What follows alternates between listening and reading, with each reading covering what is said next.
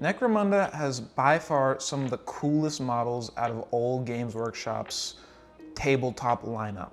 They have some of the coolest characters, the coolest little goons and goblins and creatures.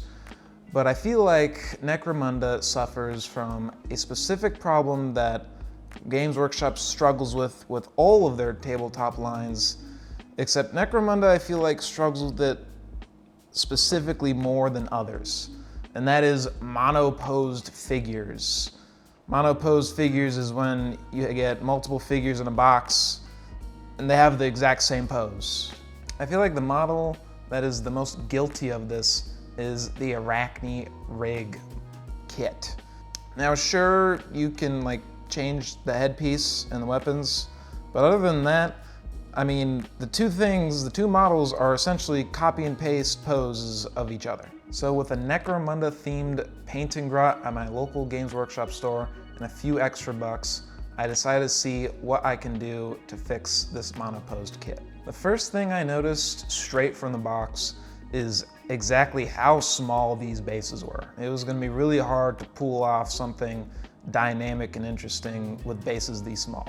I mean, there are some Space Marine characters that have bigger bases than these. To change the poses of the two mech suits, I clipped off all of the connection points of all the ball joints and the feet, which meant holding all these limbs and feet together for long bits of time because plastic glue takes forever to settle.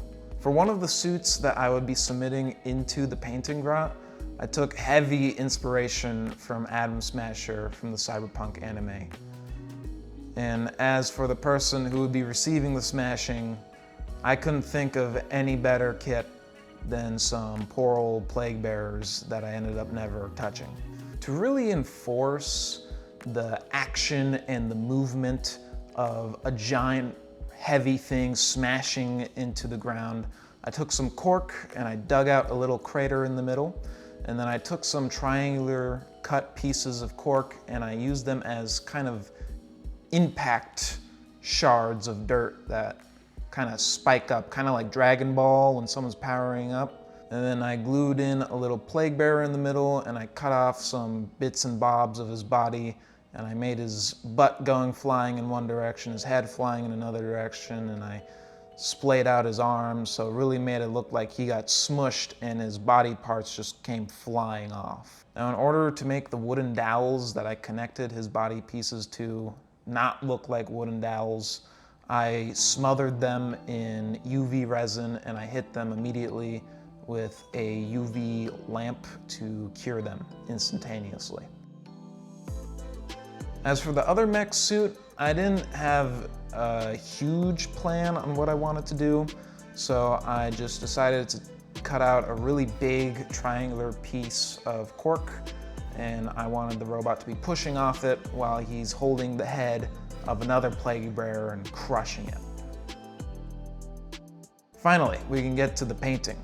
For the bases, I primed them black, and then I gave them a nice coat of Mournfang brown, and then I shaded all the recesses and cracks with Argrax Earthshade, and then I did a bit of highlighting with Scrag Brown.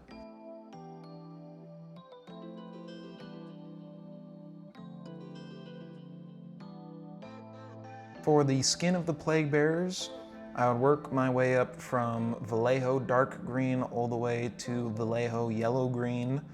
And for all the blood splatterings, I would just cover it in corn red, and then I would put on randomly just blood for the blood god to give it that uneven, gory look to it. For the first suit, I really did just want an excuse to try out a Slap Chop Iron Warriors theme. So I first took some Mournfang brown and I stippled it and kind of just put it on randomly onto the model. And then I took a lighter brown and did it on all the raised areas. And I just did this until the model kind of just looked like it had dirt camouflage on it. I then covered the majority of that dirt and grime with Iron Warriors, doing the same thing, just a lot of dry brushing, splotching. I just really wanted it to look very dirty. And then after I finished with the metallics, I went back in with a really watered down brown, and I put it back into all the recesses, or just to make the model a little bit more dirty. Now, in order to get that classic Iron Warriors look, I need some hazard stripes, and I've never done hazard stripes before.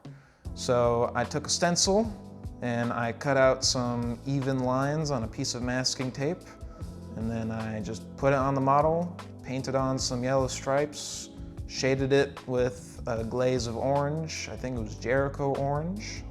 And then I took a sponge and I put on the same Iron Warriors onto the sponge, and I stippled it onto those hazard stripes to make it blend more into the rest of the armor, to really make this whole thing look disgusting and worn and used. That's the whole goal of this thing, just to make it gross. For any light source or anything that was going to be glowing on this, I covered it with white, and then I covered it with a glaze of fluorescent orange, and then I went back with yellow and just painted the middle hottest part or brightest part, whichever it was, depending if it was on the gun or on the thruster.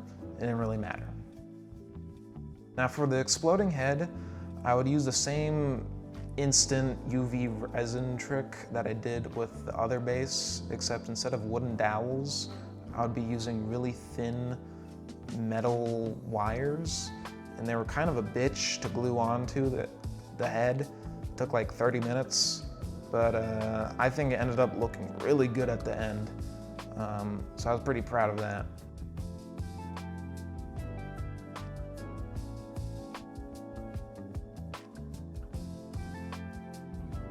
Now moving on to the Atom Smasher posed robot. I had about a day and a half before I had to submit it to the painting grot. So I took to Reddit and YouTube on really fast and easy color schemes or paint jobs to do. And I came across Eons of Battle's Tau scheme that I found really cool. But I didn't really have the time nor the money to go buy the exact paints that he uses. So I just opted to use a different brown than he uses for the base coat. And then I used ice yellow instead of space dust for the Zenithal Prime. And then he uses white ink to spray that over the Zenithal Prime.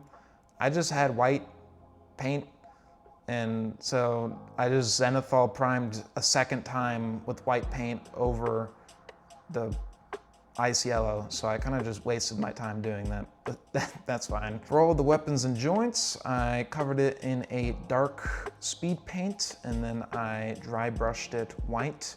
Usually I dry brush it with the metallic, but oh well. Now this mech suit had 2 energy weapons on it, a plasma gun and a radiation gun. For the energy gun, I gave it a puff of Arctic Gem, and then used a watered down white to make it look glowing. And then for the radiation gun, I gave it another puff of a lime green, and then on the inside, I gave it a watered down yellow.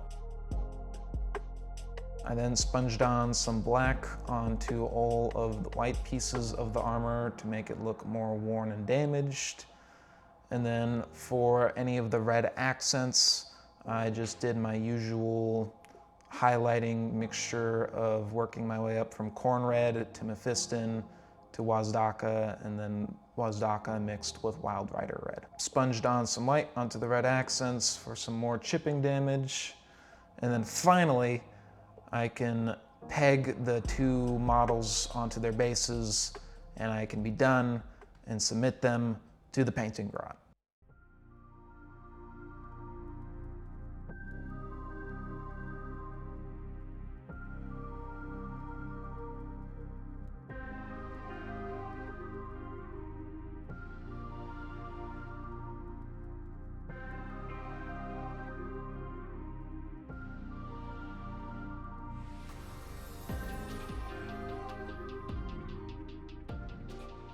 Overall, I'm pretty happy with how these 2 models came out. It was pretty fun to paint something different than Space Marine, Space Marine, Plague Marine, Space Marine, Plague Marine. So that was pretty nice to be able to paint something different. And I won the painting grot. Let's go! It was a stack competition. Hundreds of people. It was fucking neck and neck. There was 4 people. There was 4 people at the painting grot, and I won. I won this little goblin dude. It was pretty sick. If you learned anything, or you liked the video, like and subscribe. Get me to 40 subscribers. I'd be pretty happy. If you didn't like the video, sorry. See you later.